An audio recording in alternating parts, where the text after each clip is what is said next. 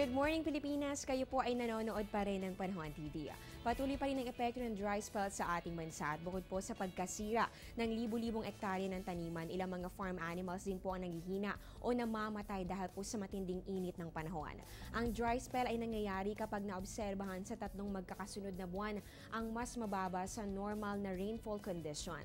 Samantala, ang drought naman ay tumutukoy sa 3 consecutive months of way below normal rainfall condition. Ibig sabihin po nito, maaaring mas malaki pa sa 60% ang pagbaba mula po yan sa average rainfall.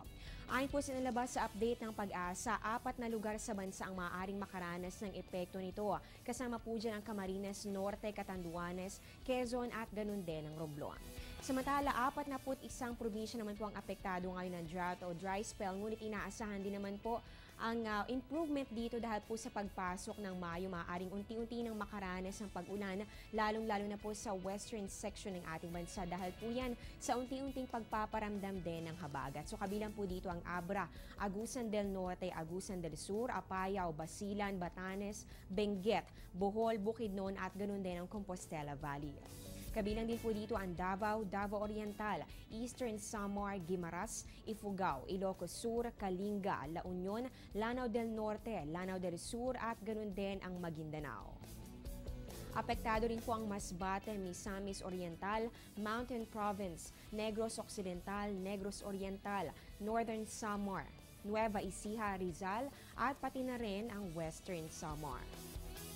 Kasama rin po dito ang Sarangani, Siquijor, Sorsogon, South Cotabato, Southern Leyte, Sultan Kudarat, Sulu, Surigao del Norte, Surigao del Sur, Tarlac, Tawi-Tawi at ganun din ang Zamboanga, Sibugay.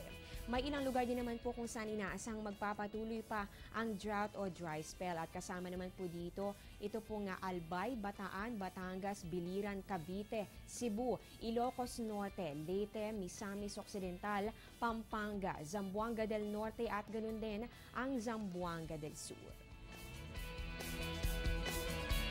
At ngayon po alamin naman po natin ang datos ng Pag-asa tungkol po dito sa relative humidity natin kahapon, araw po ito ng Lunes. Yung minimum po natin umabot ng 69% alas 11 po ng umaga, habang yung maximum po natin 89% alas 6 po ito ng umaga.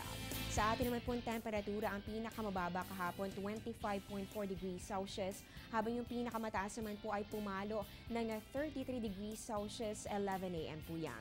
At para po sa ating farm weather forecast, para po sa ating mga kababayang magsasaka, ito pong upland farms sa buong bansa po 16 to 26 degrees Celsius at yung lowland farms po natin 24 to 37 degrees Celsius. Sa ating humidity, inaasahan po natin ng 54 to 74% at yung leaf wetness sa abot po ito ng hanggang 4 na oras. At ngayon po, i-check naman po natin kung magiging maganda kaya ang lagay ng ating panahon sa mga susunod na araw sa pamamagitan po yan ng 3-day weather forecast ng Pag-asa. Unahin po natin dito sa Baguio City, meron po kayong 16 to 25 degrees Celsius simula po yan Wednesday at magpapatuloy po yan hanggang sa Friday. Dito naman sa Metro Manila, para po sa may mga outdoor activities, pwede niyo po yung gawin. Paghandaan na lamang ang mga pulong-pulong pag-ulan o pagkidlat. Pagkulog sa hapon o gabi, mararanasan po yan bukas Miyerkules at posible po yung magpatuloy hanggang sa Biyernes.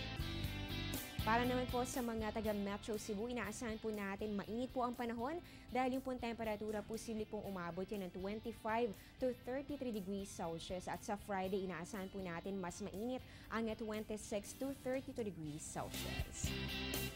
Dito naman po sa Metro Davao, sulitin na po ninyo ang magandang pangpanahon. Yan po ay bukas. Ganoon po sa araw po ng Huwebes dahil pagsapit po ng Biyernes, naku, magiging maulap po ang kalangitan na siyang magdadala naman ng mga pag-ulan at pagkidlat pagkulog. At panghuli po natin sa may Zamboanga City, yung pong temperatura ay medyo mataas sa 24 to 35 degrees Celsius at mararanasan po ninyo ang partly cloudy to cloudy skies at meron pong chances ng isolated rain showers or thunderstorms bukas hanggang sa Friday. Kanina po napag-usapan natin ang pagtitipid sa tubig pero sa init po ng panahon, tsak marami rin ang lalaki ang konsumo sa kuryente. Kaya naman eto, atunghayan po natin ang mga energy saving tips na pwede po nating simulan sa ating mismong tahanan.